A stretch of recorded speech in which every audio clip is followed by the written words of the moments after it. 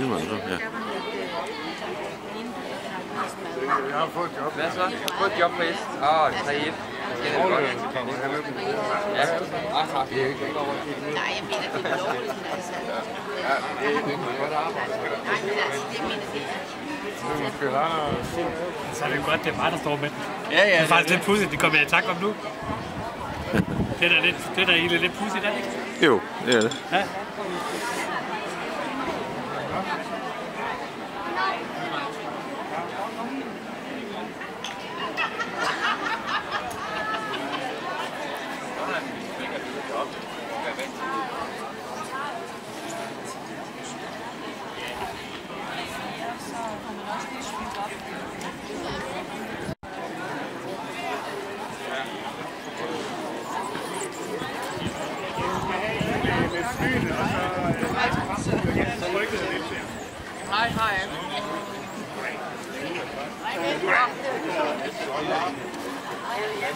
Sådan.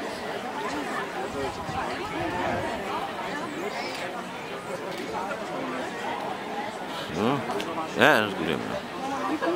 Der er 2 sider af hver sag. Det skal ikke bare være imod det hele.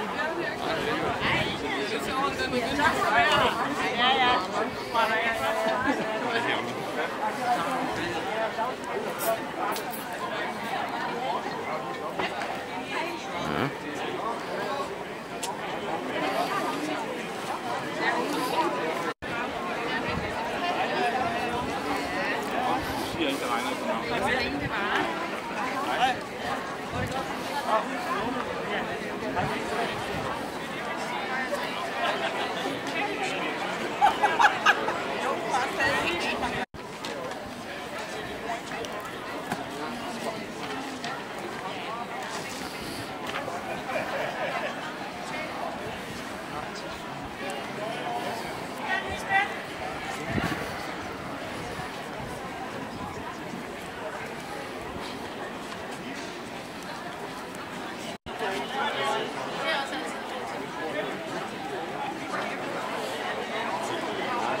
Så er gråbrød og plads fyldt op.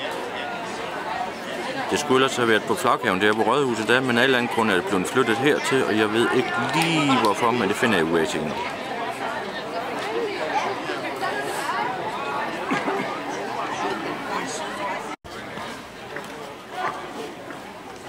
Kom endelig nærmere. Dejligt at se jer i denne smukke maj eftermiddag. Det er jo sådan, at jeg synes jo godt, vi kan tillade os at sige, at det er jo historie i dag. 74 kommuner er samlet, ligesom os her, for at markere, at nu må det nok være nok. Store besparelser, ja, nogen de kalder det omprioriteringer. Det er jo kæmpe besparelser. 7 milliarder kroner. Det er som at fodre hunden med sin egen hale, eller noget, der ligner i hvert fald. Faglige organisationer, familieorganisationer, politiske partier er gået sammen i dag om at mødes og sige nej til at blive ved med at presse vores velfærd og de store besparelser. Vi er her også i dag for at vise KL, hele KL's bestyrelse, at vi står bag dem i forhold til at sige nej til besparelser. Vi har i dag en masse talere, rigtig mange talere, gode talere. Vi har været så heldige, at Mona Strib, næstformand i FOA, hun har taget hele vejen fra København for at holde en tale her hos os. Det er også sådan, at dem i Svendborg, de er også heldige, og der kører Mona ned efterfølgende. Benny Andersen, formand for Socialpædagogernes Landsforbund, han har taget turen fra Aalborg, for der er socialt topmøde, så han drøner tilbage til Aalborg, når han er færdig her. Så er vi også så heldige, at vi har fået et byrådsmedlem fra Assens, Charlotte Vincent Petersen, som også er på talerstolen her i dag. Vi har sørget også Odense Lærerforenings formand, Anne Mette Kæsler. Vi har også Erik Vind Frost, som er med, som taler på vegne af danske handicaporganisationer. Så har vi Mette Rahbæk, som taler på vegne af Pædagogstuderendes Landssammenslutning. Og til sidst, men ikke mindst, Flemming Lindebjerg Rasmussen, formand for Odense Forældreorganisation.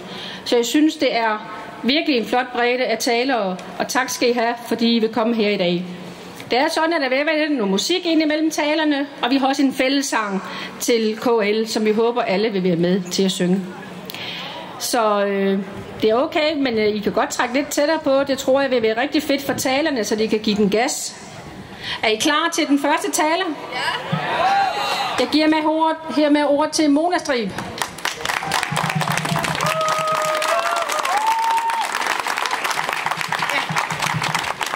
Tak for det. Hvor er det dejligt at se, at I er så mange. Det er, som Helle sagde, en historisk dag.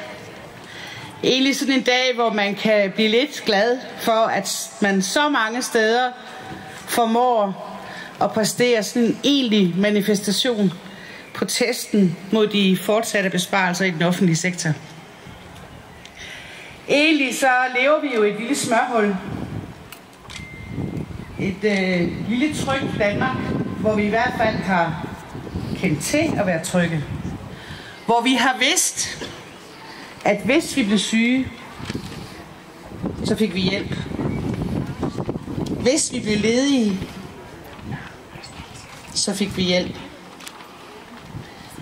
Hvis vi fik en varig lidelse, et handicap, så var der hjælp at hente. Vi levede i et samfund, hvor vi også vidste, at når de ældre ikke kunne klare sig selv, så var der god hjælp at hente. Den tryghed, tror jeg, vi alle sammen har været glade for. Vi har også levet i et samfund, hvor vi egentlig har haft som mål at komme ulighed til livs. At vi har ikke ønsket at øge uligheden. Vi har godt vidst, at den helt særlige evne, vi havde til at holde hånden under de svageste i et samfund, det var med til at gøre vores samfund mere lige. Med til at sørge for, at vi alle sammen kunne have et værdigt liv. Men det smuldrer. Og det smuldrer rigtig stærkt. Finanskrisen, den kom vi egentlig ganske godt igennem, sammenlignet med andre lande. Den økonomiske krise var med til at sætte en dagsorden i velfærdssamfundet, som, man kan sige, at tonen fik pludselig en anden klang. Der blev sagt, at vi har ikke længere råd til den velfærd, som vi har i dag. Og bid for bid blev der spist af den. Reform på reform har gradvist ødelagt, spist store bidder af den velfærd, som vi har kendt til, og som vi har været trygge for. Siden 2009 er der forsvundet 30.000 offentlige arbejdspladser. Og nu siger man, omprioriteringsbidrag, herregud, 1%, det kan alle vel finde ud af at spare. Men den 1% er med til at vælte det læs, der i lang tid har stået og tippet. Vi mærker det i de faglige organisationer. Sagsmængden stiger. Dag for dag får vi meldinger om, at personalet går hjem fra arbejde med den følelse i maven, at i dag kunne jeg ikke levere den faglighed, jeg er uddannet til. I dag gik jeg hjem med følelsen af ikke at have slået til. I dag svigtede jeg nogen. Og det tærer. Det ødelægger det psykiske arbejdsmiljø. Og det giver et pres, hvor man begynder at bide lidt af hinanden. Og bunden er simpelthen nået. På det seneste, så har det også med al tydelighed vist, at det psykiatriske område er efterladt et sted, hvor vi ganske enkelt ikke kan være bekendt at være. Personalet skal ikke gå på arbejde og frygte, at det kan koste livet. Og være i en situation, hvor man konstaterer, at man ikke kan efterleve et strakspåbud, fordi der ikke er ressourcer nok. Det er stærkt kritisabelt. Hvis det havde været en byggeplads, så var den blevet lukket omgående. Og det skal stoppe, og det skal stoppe nu. De reformer, der er blevet gennemført, der fortæller politikerne, når de står på Christiansborg, eller når de står og holder tale, ligesom jeg, at vi giver mennesker muligheder. Vi vil dem det godt. Det er derfor, at vi ikke vil efterlade nogen på perronen. Vi vil gerne sørge for, at alle fortsat kan bidrage til det her velfærdssamfund. Det er derfor, man siger, nej, det kan godt være, at du er så syg, at din læge ikke mener, at du kan præstere noget som helst.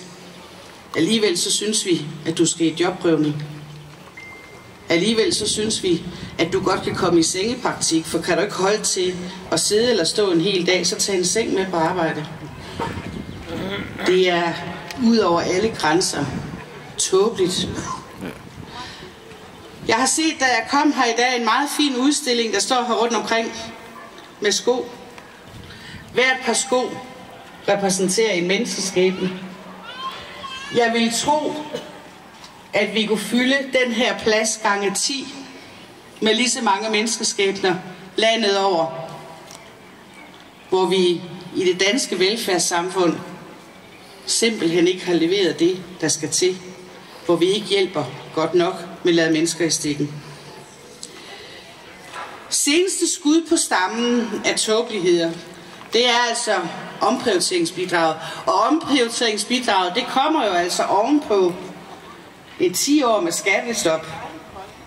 Det kommer oven i en serviceramme og en budgetlov, som betyder, at hvis kommunerne bruger lidt mere end det, der er budgetteret, så skal de betale en bøde oveni.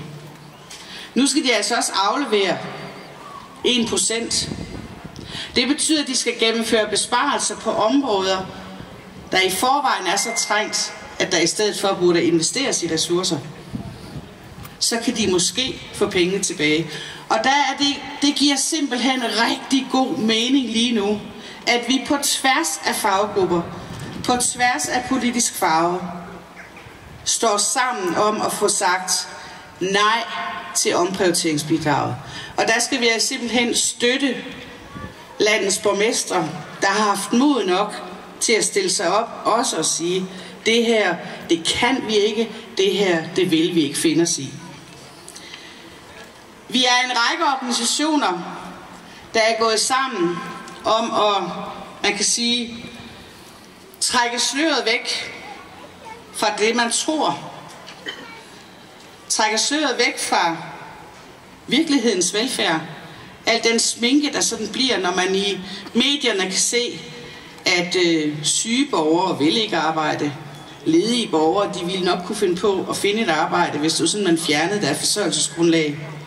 Og alle dem, der nu er på kontanthjælp, og hvor kontanthjælpsloftet betyder, at man fjerner en del af boligstøtten, de kan nok sagtens finde sig en bolig, der er 3.000 kroner billigere i hver måned. Vi har tænkt os at vise jer virkelighedens velfærd, så gå ind på hjemmesiden virkelighedensvelfærd.dk. Vær med til at dele budskabet, og I kan være sikre på, at den dag i dag, hvor vi nu står sammen om at sige nej til omprioriteringsbidraget, nej til flere kampfly, men et ja til et fælles velfærd, det stopper ikke med i dag. Nu skal vi vise, at det generationer før os har kunnet, det kan vi også. Og vi skal blive ved, til vi igen kan se hinanden i øjnene og sige, nu har vi en anstændig velfærd. Rigtig god kamp.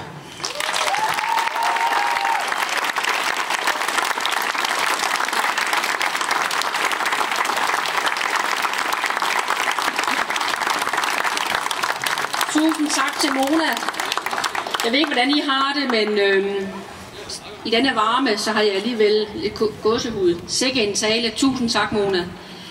Jeg er sikker på, at flere af jer I får taget nogle rigtig dejlige billeder op på Facebook med dem, men så husk lige den der havelåge, og så 12, og så mig, fordi så får alle de andre også glæde af alle jeres fantastiske billeder.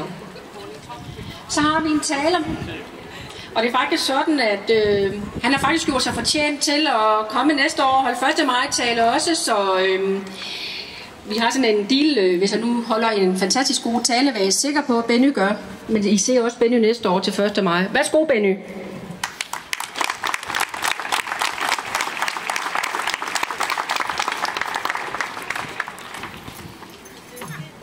Tak for det, Odense. Jeg vil også tage et billede. Så ser lige sådan lidt Ja, sådan noget i den stil. Yes. Tak.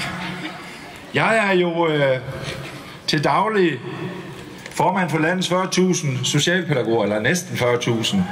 Og tro mig, ja, der er nogen af dem her. Tro mig, hvis der er nogen, som mærker, hvordan snoren den strammes, ja, så er det jo de mennesker, socialpædagoger er ansat til at støtte og løfte sammen med mange andre faggrupper. Det er drenge, det er piger, det er voksne, der ikke får de livschancer, som vi kunne give dem, hvis vi ville. Stramme og klare prioriteringer. Det var den parole, regeringen kom ud med sidste år, da den kom med sit udspil til finansloven 2016. Og man kan sige meget om regeringen. Det bedste, man kan sige om den, det er, at den i hvert fald taler klart og kommunikerer klart. For det med det udspil, der kridter regeringen jo banen tydeligt op, og man kan lige præcis her, og så skal jeg nok med at rose regeringen mere i dag, de holder ord. Sparekniven er svunget, der er gjort indhug hos kommunerne på uddannelse, på forskning, der er skåret lige ind der, hvor det er allermest ømt, og det er hos dem, der i forvejen har det svært og knap kan klare sig selv. Kernevelfærd. Hvis jeg spørger jer, hvad kernevelfærd er, så tænker I på de svageste i hvert fald. Det gør regeringen ikke. Kernevelfærd har fået en helt anden betydning hos den regering, vi har nu. Den har besluttet, at kernevelfærd, det er for eksempel ikke hjælp til handicappede. Kernevelfærd, det er for eksempel ikke hjælp til udsatte drenge og piger. Det er ikke kernevelfærd, at tage vare på mennesker, der har det allersværest. Og en af årsagerne til det er omprioriteringsbidraget.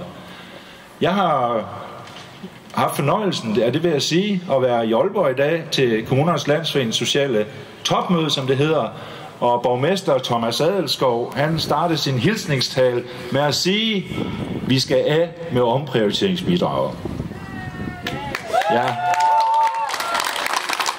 Så det er jo rigtig, rigtig godt, at vi kan være enige med borgmesteren i den her sammenhæng. Vi ved jo, I ved, jeg kan jo se, og jeg har lige talt med nogle tillidsrepræsentanter, der har fortalt mig, hvad det betyder her i Odense Kommune bare. 100 stillinger inden for beskæftigelsesområdet, for eksempel, skal man spare. Og jeg har sagt, hvem der rammes. Det gør mennesker med handicap, det gør udsatte børn, det gør voldsramte kvinder og psykisk syge. Og det gør I ansatte. I kan ikke længere lave det arbejde, som I gerne vil lave, med den faglige kvalitet, som I gerne vil lave det med. Og I mærker det, fordi I bliver slidt. Det gør ondt på krop og sjæl, når man dag efter dag ved, hvis vi bare var en mere måske, så kunne vi lave det meget bedre. Så var der drenge og piger, der fik et liv. Så var der voksne med udviklingshæmning, der fik en chance. Så var der socialt udsatte mennesker, vi kunne hjælpe på den anden side af deres tilværelse. Det kan vi ikke i dag. På grund af omprioriteringsbidrag, på grund af den finanspolitik, der er ført. Og så kunne man så sige, jamen de der penge, hvad skal de så gå til? Skal de ikke gå til noget godt? Jeg ved ikke, hvor mange af dem de skal bruges til de der kampfly. Men jeg ved i hvert fald, at hvad de har besluttet, de skal gå til, de her penge, det er jo til billigere biler, det er til skattelettelser, det er til fastfrysning af grundskyld, det er boligjobordninger og den slags ting der. Og det er jo dyrt med sådan nogle ting der. Så der skal jo spares andre steder, og heldigvis, og nu, jeg ved ikke, det er humor det her, nordjysk humor. Heldigvis, så har vi en regering, som nemt kan udpege felter, hvor der skal spares. Så udsigterne, indtil vi får lavet det her om og får en ny regering, så kommer der flere børn til at vokse op i fattigdom. Forældrenes vej til beskæftigelse er på ingen måde blevet kortere.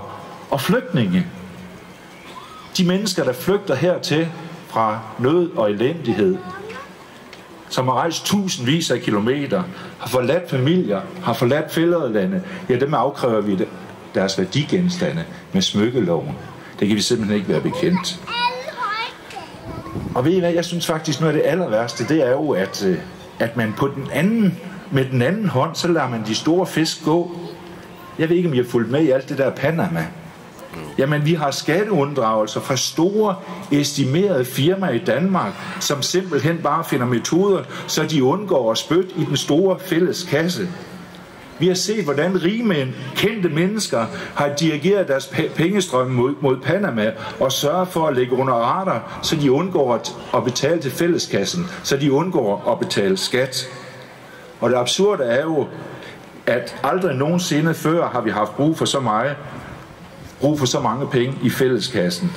Mona var inde på reformerne, sænket kontanthjælpsloft, starthjælp, integrationsydelser, alle sammen, der er med til at forringe menneskers liv, alle sammen, der også er med til at presse os som offentlige ansatte. Så derfor siger vi i dag over hele landet, nu har vi fået nok. Vi er mange, det er jeg også i Odense, det er fantastisk. Borgere, offentlige ansatte, foreninger, organisationer, lokale politikere, borgmestre, kommunernes landsforening også. Og vores budskab er klart. Vi vil have rimelige vilkår for vores børn, for vores ældre, for vores syge, for vores socialt udsatte, for de mennesker, der er i en livssituation, hvor de har brug for hjælp. Jeg kom til at tænke på, da jeg kørte herned, Søren Pind, I ved godt, hvem han er, justitsministeren. Han har jo lanceret en respektpakke over for offentlige ansatte. Det er sådan noget med, at så skal der nogen, der skal straffes. Og det skal jeg ikke blande mig i, det kan være en god idé. Men det, vi burde have, og det, vi skal bede om, det er jo en anden form for respektpakke. Det er en respektpakke for vores velfærdssamfund, respektpakke for offentlige ansatte, respektpakke for de fagligheder, som I udtrykker, og det, I laver hver eneste dag. Så vi vil have det Danmark tilbage, hvor der er balance. Og hvis I synes, I har hørt det udtryk før, så kommer det faktisk fra Lars Løkke Rasmussen. Han har flere gange sagt, at han vil stå i spidsen for et Danmark i balance. Kære statsminister, vis os det nu. Og vis os det tydeligt, for vi er mange, der har fået nok af usolidariske besparelser og ulighed. Ja, og nu skal jeg jo tilbage til Aalborg, og så vil jeg gerne jo også, hvis jeg, nu har Thomas Adelskov, han har nærmest sendt en hilsen til jer her i Odense, så hvis I nu også skulle sende en hilsen til ham, og når jeg nu siger, vi vil ikke have omprioriteringsbidrag mere, så siger I, nej, det vil vi ikke. Vi vil ikke have omprioriteringsbidrag mere. Vi vil ikke have omprioriteringsbidrag mere. Tak for nu, og fortsat god dag og kamp.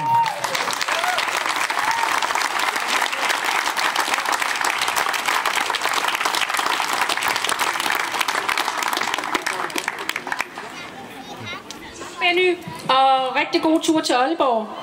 Og vi ses jo 1. maj. Det var jo en fantastisk tale. Tak skal du have. Så har vi en lille pause for talere, men så kommer der noget musik. Der står et par herrer her lige omkring mig, som vil spille et par numre, og de vil lige introducere sig selv. Værsgo. Tusind tak. Sikke noget musik. Vi har 2 talere nu, før I får lov at komme på igen. Den første taler, Charlotte Vincent Petersen, mærker det på egen krop også som politiker i Assens Kommune, hvordan det er at skal spare og omprioritere. Charlotte er borgmesterkandidat i Assens på Socialdemokraterne, så giv Charlotte en rigtig varm hånd. Værsgo, Charlotte.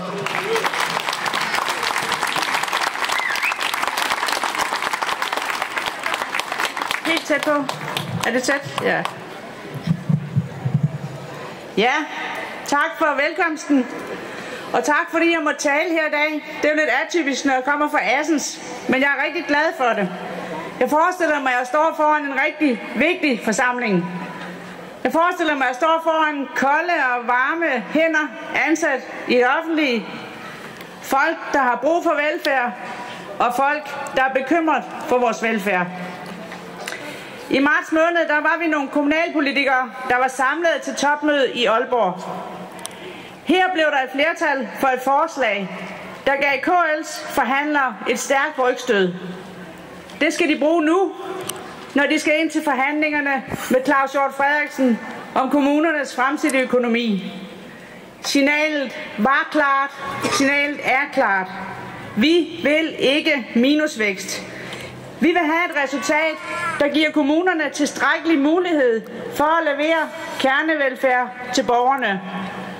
Det gør et omprioriteringsbidrag ikke. Det er også afgørende, at de økonomiske prioriteringer i kommunerne, de sker ved de forhandlinger, og ikke i forbindelse med finansloven. De penge, der blev givet ved finansloven, vil fremstå som små gaver. Gaver, der er købt af borgernes egen penge. Penge, der er taget op af kommunekassen. Vi så det sidste år på ældreområdet. Man fjernede ældremilliarden, og senere så gav man værdighedsmilliarden. Værdighed uden troværdighed. Det er håbløs, topstyret måde at lave politik på. I dag sender vi et endnu tydeligere signal. Herfra, stop det altødelæggende angreb på den offentlige sektor. Stop omprioriteringsbidraget. Det var fællesskab. Det var fællesskab. Det var solidaritet, der skabte velfærdens grundprincipper. Principper, der bygger på lige muligheder for os alle, både i forhold til at kunne forsørge sig selv, uddannelse og vores sundhed. Men også et fællesskab, der tager hånd om dem, der i kortere eller længere perioder har brug for hjælp. De arbejdsløse, de syge, de handicappede eller de ældre, der ikke længere kan klare sig selv. Vi har alle sammen brug for at vide, at der er et fællesskab, der står klar, hvis livet slår knuder. Det handler om tryghed. Det er vores allesammens tryghed, der er på spil. Nogle får det til at lyde som om 1%. Det er ikke ret meget. Vel at mærke 1% om året. Men det er rigtig meget, når alle de nemme løsninger, de er taget. Når der er effektiviseret. Når der er rationaliseret helt i bund, helt ind til benet. I Assens, hvor jeg sidder i byrådet, der er det 55 millioner, vi skal finde ekstra i 2019. Servicerammen er jo nedskrevet med det beløb, så det bliver lønkroner, vi taler om. Det er drift. Og i henhold til Arbejderbevægelsens Erhvervsråd, så er det 151 færre stillinger i 2019. Jeg spørger bare, er det ved de ældre, eller er det ved børnene, vi skal finde pengene? Det må Venstre, Dansk Folkeparti, De Konservative og Liberal Alliance selv stå på mål for. Her i Odense, der er omprioriteringsbidraget jo 4 gange så stort. Så kan man jo selv gange op. For få år siden, der kunne man købe sig en kop kaffe i toget. Til sidst, der var det sådan. Vi kunne ikke regne med, at der kom en salgsvogn igennem. Der var ikke afløsningen ved sygdom og sådan. Flere og flere, de valgte så at købe deres kaffe på stationen, inden de steg ombord på toget. Så lukkede man salgsvognen i intercitytogene. Til sidst så lukkede man også i lyntogene. Nu er den service for passagererne på første klasse. Min pointe er blot, hvis tilbud igen og igen bliver forringet, så gør det, at man til sidst vælger det fra. Det bliver simpelthen for sølle. Nøjagtigt de samme mekanismer, de træder i kraft, hvis vi forringer vores offentlige tilbud. Tag for eksempel folkeskolen. Hvad sker der, hvis den lokale folkeskolen ikke er et ordentligt tilbud? Hvor kvalitet er i højsædet? Jamen så vil de økonomisk stærke forældre jo søge væk og sætte deres børn over i private skoler. Princippet om folkeskole skal være for alle børn. Børn for alle samfundslag. Det er jo et sådan princip.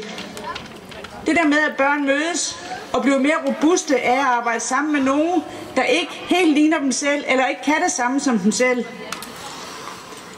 Det er jo et princip, som de vil møde sidenhen ude i samfundet. Vores folkeskole skal være i sådan en kvalitet, at det er et naturligt førstevalg. Det skal ikke ende med at blive en offentlig skole for dem, der ikke kan sætte børn i privatskole. Nu nævner jeg folkeskolen. Jeg kunne lige så godt have nævnt vuggestuen, dagplejen, psykiatrien, plejehjemmen eller døgninstitutioner. Princippet er det samme. Er det kommunale tilbud for ringe, så vil dem, der har råd, flytte over til alternativ og betale selv, og vi andre må nøjes. Og så er vi jo tilbage på 1. klasse. Her dufter kaffen stadig. Omprioriteringsbidraget.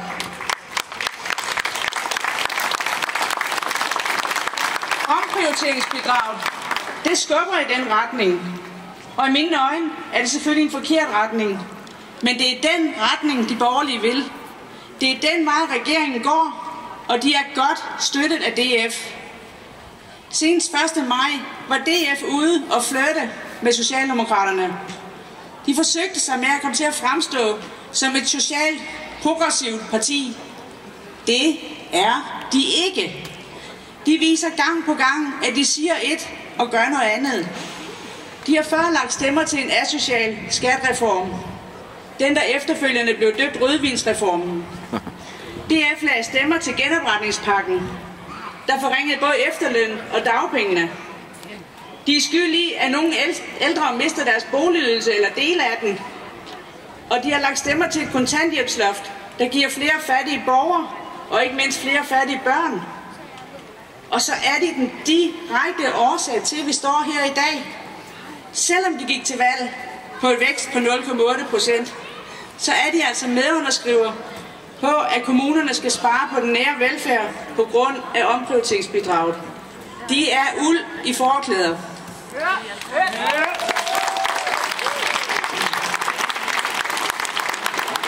I stedet for konsekvent at gå efter dem, der har mindst, så er jeg meget enig med den forrige taler, Benny. Så kunne vi jo prøve at gå efter nogle af dem, der unddrager den danske stat, altså dem, der ikke betaler skat. Der findes mange skattely i verden, og afsløringerne i Panama, det er jo altså kun toppen af isbjerget. Europakommissionen, de skønnede i 2015, at den samlede skatteunddragelse løber op i 7.500 milliarder kroner. Det er jo fuldstændig et svimlende beløb. Og den danske stat forventer man unddrages for 150 milliarder. Tænk, hvor meget velfærd vi kunne få, hvis vi fik inddraget de penge. Tænk, hvor meget ulighed og uretfærdighed vi kunne komme til livs. Jeg vil bare gerne have lov at sige tak til arrangørerne bag dagens demonstration. Det er vigtigt, at vi markerer, at vi ikke vil gamble med vores velfærd. Så dagens slogan, det er altså et godt slogan. Drop omprioriteringsbidraget. Ja til tryghed og velfærd. Nej til milliardbesparelser i vores kommuner. Tak for ordet.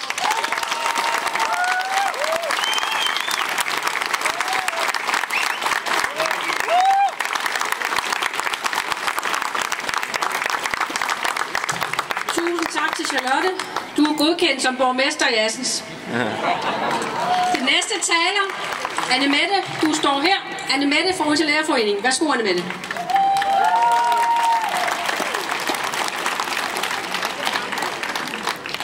Tusind tak for invitationen til at stå her i dag. I dag står vi her jo ikke som fagforbundsformænd, eller hvad vi ellers er her som. I dag står vi her, fordi vi står sammen om vores velfærd. Jeg er tidligere i dag blevet spurgt af pressen om, hvorfor holder du tale i dag, og hvorfor støtter I op om det her, den her demonstration? Fordi det kan da være, det er jer, der får pengene. Og sådan kunne man jo spørge alle og spille os ud mod hinanden og sige, at vi kryber i ly, for måske falder de tilbage til os nogle af pengene. Men derfor synes jeg bare, at det er rigtig flot. I stedet for, så står vi her sammen, fordi vi vil vores velfærd, og det er større end os selv hver især.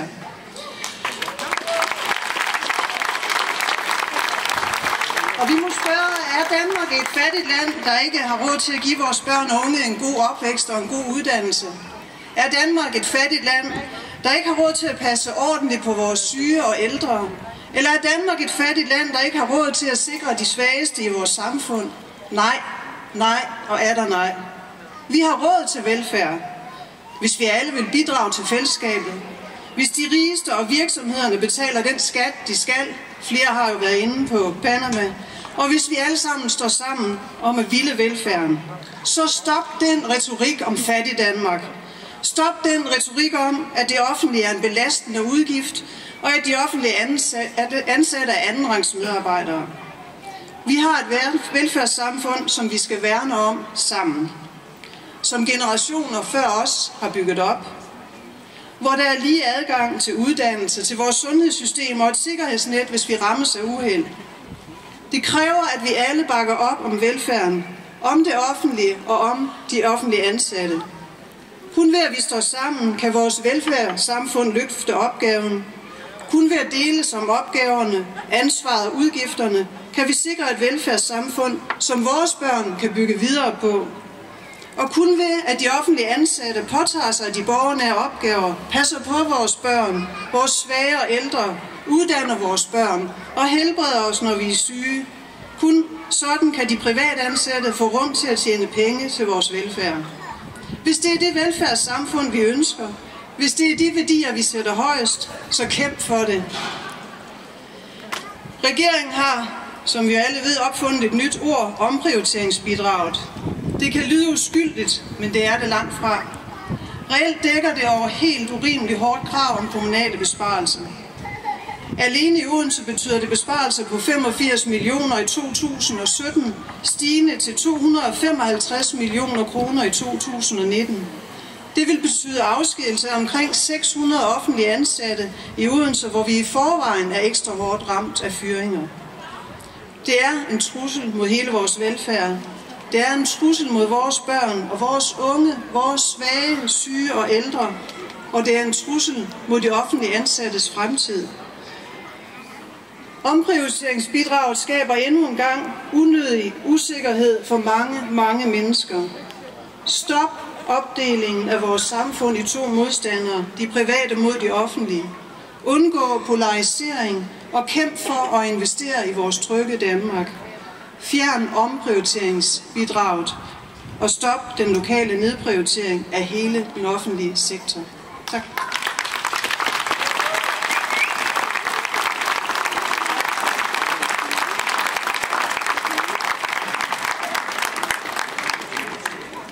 Tak til Annemette. Annemette talte meget om fællesskabet. En fantastisk tale. Jeg stod herovre og kom til at tænke på Wisting-gruppen om fællesskabet. Nu skal vi have noget mere fællesskab.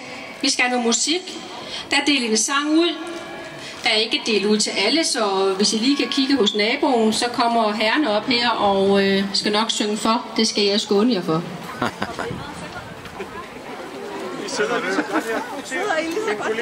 Det er jo noget, vi i den grad holder meget af.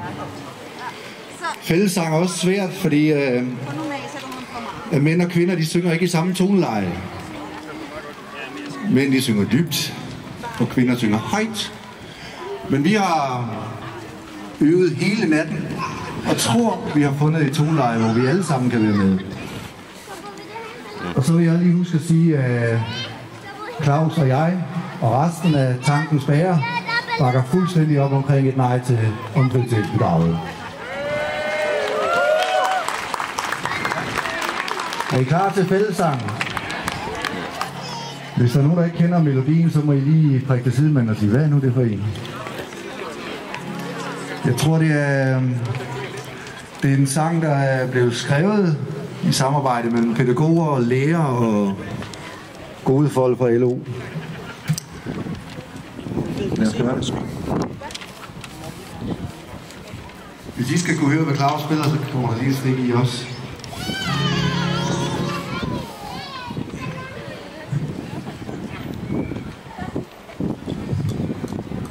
Inden vi alle sammen starter med at øve sang, så kommer der et lille forspil, så vi skal nok sådan guide jer igennem.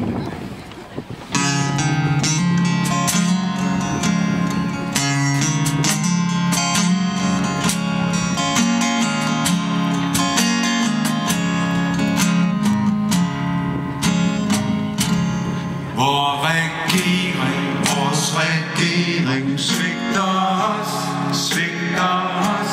Hvem skal mon betale? Hør nu her, hvad der sker. Vuggestuer, børnehaver lukkes ned.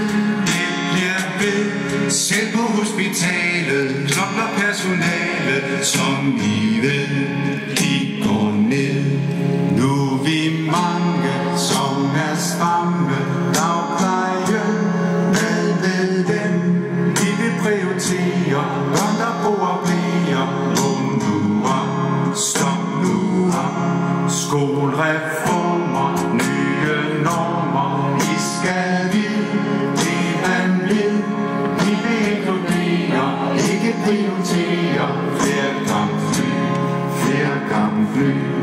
Tryghedshelte, kontanthjælpen, skær os hård, skær os bort.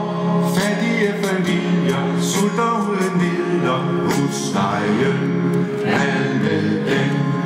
Vi er mange, der er bange for det her, som der sker. Effektivisering, kald det prioritering, kæmpe pres, folk får stress. Det bliver værre for vores kære, ikke glem alle dem, der er handicappet, velfærden vil nappe, trist for dem, slået hjem. Vi kan tale, vi kan råbe, sige fra, hvad vi har.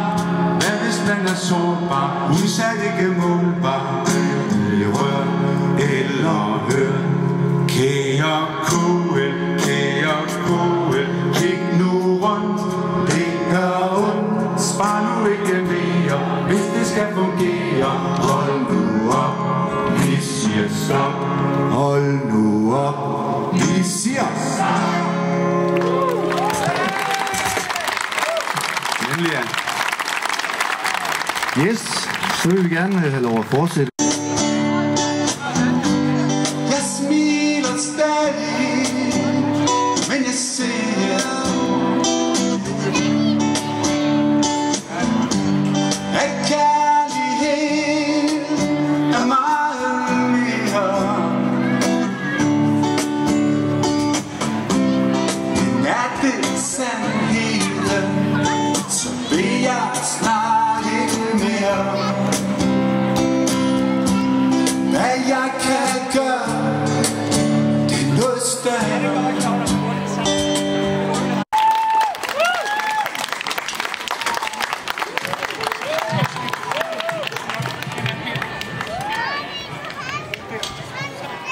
Så kan I høre, hvad jeg siger. Jeg vil ikke gøre som andre og tage selfies heroppe for scenen. Det er simpelthen så svært at tage selfies, når man ikke kan se, hvor man tager billeder. Men jeg vil gerne høre jer lave noget larm.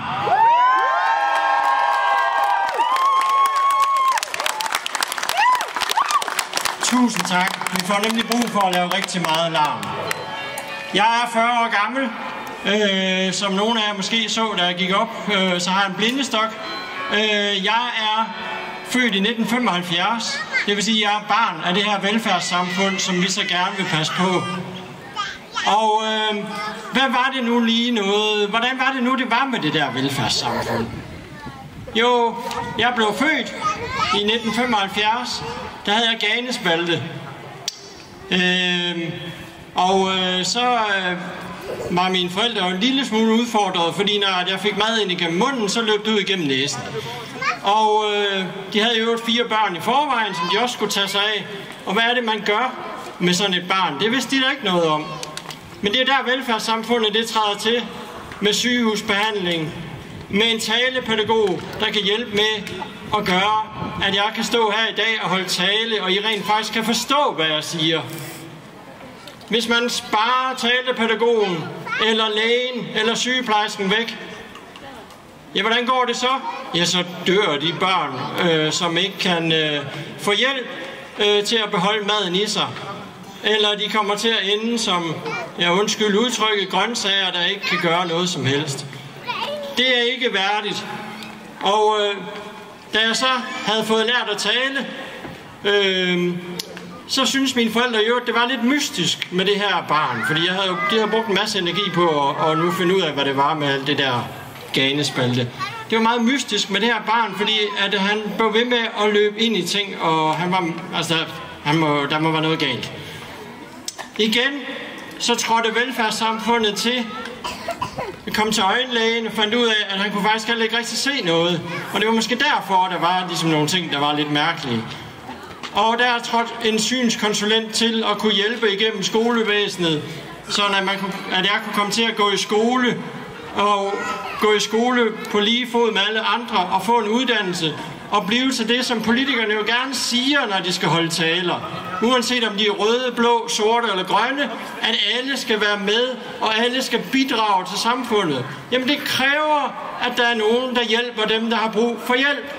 Og det er derfor, vi står her i dag.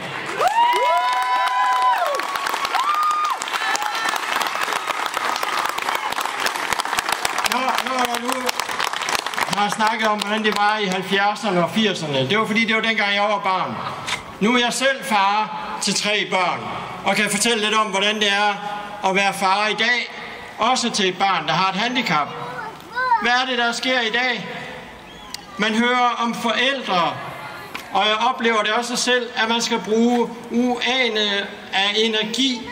Ikke på at, jo, skal man også bruge en masse energi på at hjælpe sit barn, men man skal også bruge en masse energi på systemer og bureaukrati og mærkelige ansøgningsformularer og hvad ved jeg. Gode ting, som er lavet i en god mening, men som bare på en eller anden måde har taget overhånd. Og tingene har taget overhånd, når embedsfolk for at prøve på at få enderne til at mødes, begynder at gradbøje lovgivningen. Det er ikke i orden. Vi har et super effektivt offentligt system. Vi har verdens mindst korrupte embedsmænd i Danmark. Og alligevel så begynder vi nu at se eksempler, hvor man altså begynder at gå ud over kanten af det, som der er den lovgivning, som vores Folketing har sat op for, hvordan man skal drive det her velfærdssamfund. Og hvorfor gør de det? Er det fordi, de er onde? Nej, det er fordi, at de bliver presset igen og igen til, at alt skal sættes under økonomiens målestok. Alt skal sættes op i penge, og det må altid veje tungere end alt andet. Og det duer ikke, hvis man vil have et anstændigt velfærdssamfund, og det vil jeg have.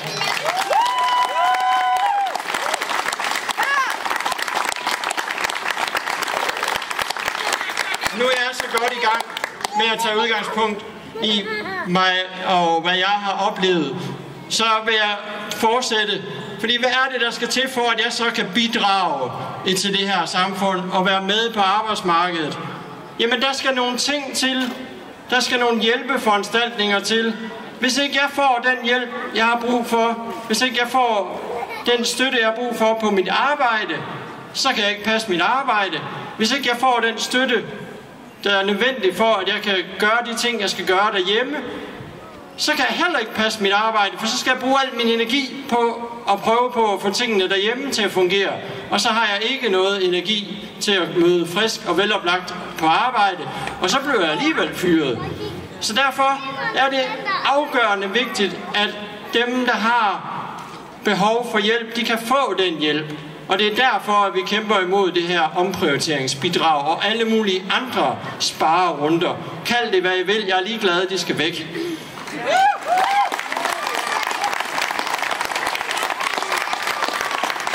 Og så er der en tredje gruppe, som jeg gerne vil fremhæve her.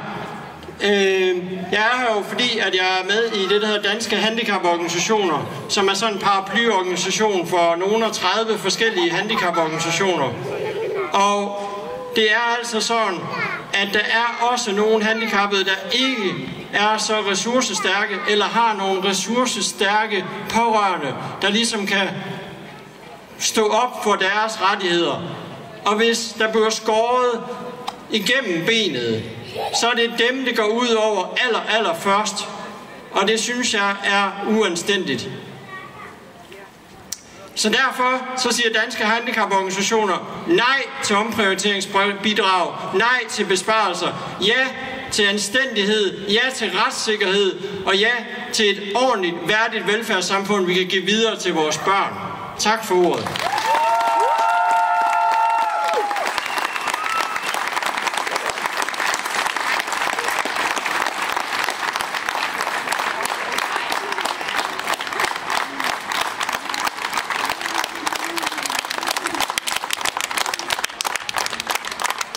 Pædagogstuderendes vegne, altså landssammenslutningen. Værsgo med det.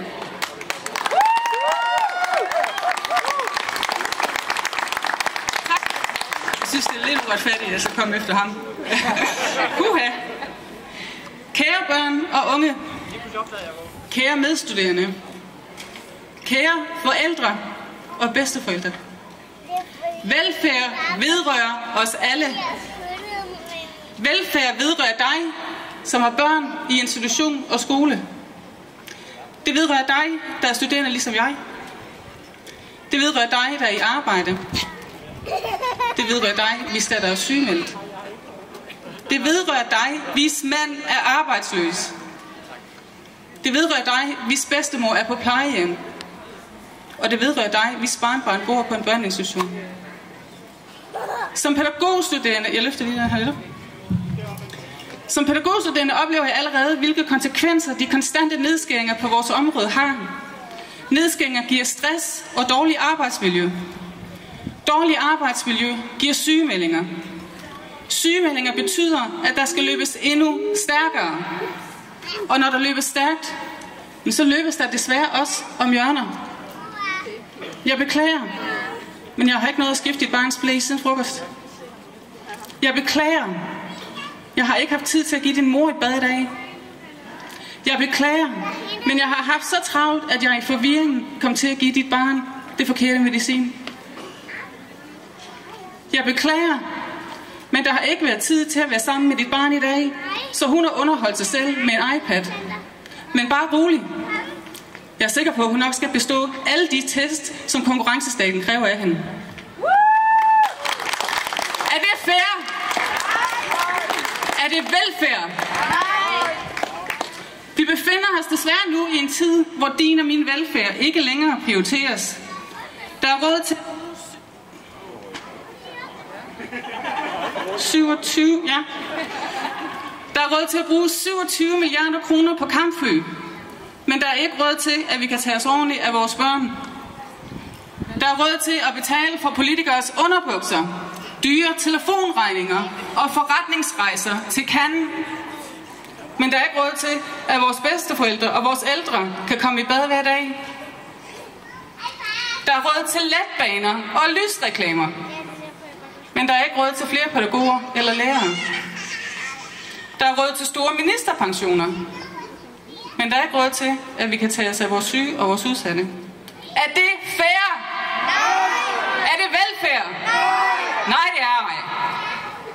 Det er lige blevet offentliggjort, at der er blevet brugt 680 millioner kroner på 190.000 ressourceforløb, som i sidste ende kun har givet 130 jobs. Det svarer til en udgift på 5 millioner kroner per job. Sådan en årsløn vil jeg fandme gerne have. Imens er 65 borgere døde, mens de ventede på hjælp. Er det fair? Er det velfærd? Nej. Rundt omkring mig står de syge sko. Hvert par sko tilhører et menneske med en historie. En historie om, hvordan de er blevet klemt i systemet og glemt af samfundet. Gør jer selv den tjeneste at læse deres historier. Lad disse mennesker få en stemme igen. Og lad os sammen hjælpe hinanden med at genetablere velfærdssamfundet, som vi kender det, så ingen igen skal blive glemt. Sig nej til omprioriteringsbidrag. Sig ja til tryghed og velfærd. Tak skal I have.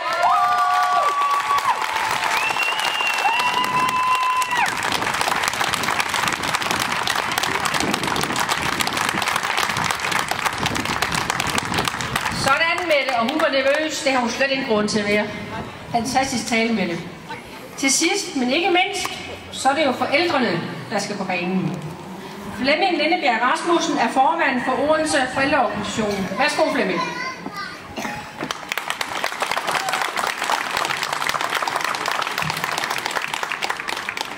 Tak for det. Og tak fordi der er blevet så mange tilbage, selvom jeg får lov at blive den sidste her i dag. Jeg har tænkt over, at jeg synes, det er et lille paradoks, at vi står her i sådan et solskin, fordi det vi egentlig snakker om i dag, det er nogle sorte skyer, som tror lidt i horisonten, eller meget i horisonten, nemlig det her omprioriteringsbidrag. Det er jo sådan, at børneområdet rigtig, rigtig mange steder, faktisk alle steder i Danmark, har brug for et løft, og ikke brug for det modsatte, nemlig det, som omprioriteringsbidraget er udtryk for. Og det var den forrige taler her jo meget godt billede på, og hun beskriver virkeligheden fint, som vi kender den som forældre også.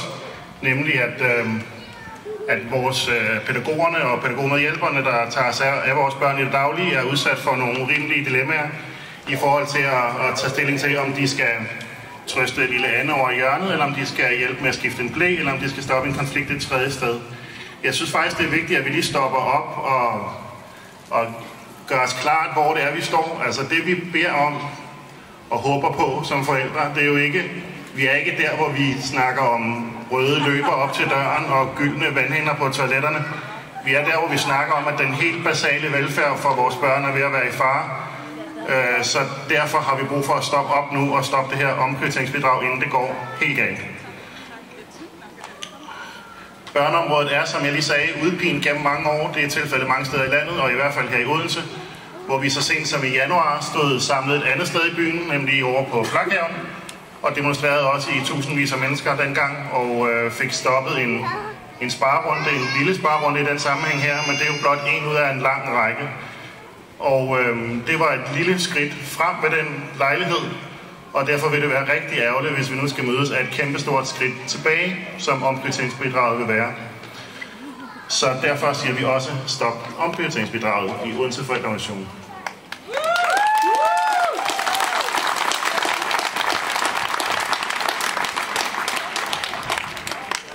Jeg vil holde en tale, der er en lille smule kortere end de fleste andre, tror jeg, fordi jeg vil slutte lige om lidt, men jeg vil først sige tak til forældreorganisationerne i Roskilde og Aarhus og København, som også lige nu her står på pladser rundt omkring og giver deres udtryk for utilfredsheden med omprioriteringsbidraget. Det synes jeg er en vigtig pointe, for det er en bred forældreopbakning, som det er udtryk for. FOLA, Forældrenes Landsforening, har også valgt at bakke op om Velfærdsalliancen.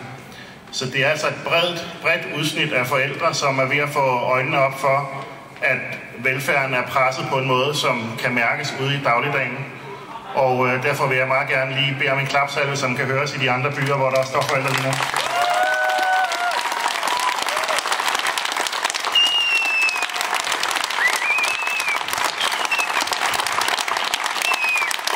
Tak for det. Og så vil jeg faktisk også sige tak for i dag, med håbet om, at forældrene også fremover vil have et stærkt øje på den udvikling, der er i gang her, og et håb om, at vi kan trække i et fælles retning, og også få åbnet øjnene andre steder end ude i virkeligheden, nemlig den del, der hedder Christiansborg, som ikke altid er i tråd med virkeligheden, for hvor vi egentlig befinder os på børneområdet, så vi kan få et løft og ikke et skridt nedad. Så med de ord, tak for i dag. Kom on.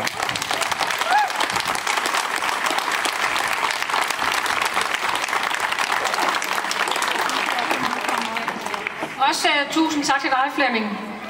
Og tak til alle jer derude, og tak til alle, som har været med til at gøre denne dag mulig, og tak til alle de andre kommuner. 74 kommuner. Det er fantastisk. Vi er glade som arrangører, vi er glade i LU Fyn, vi er glade i FTF, vi er glade i alle organisationer, som har været med til at lave den her demonstration i dag, eller den her markering. Tak til jer alle sammen, og kom godt hjem.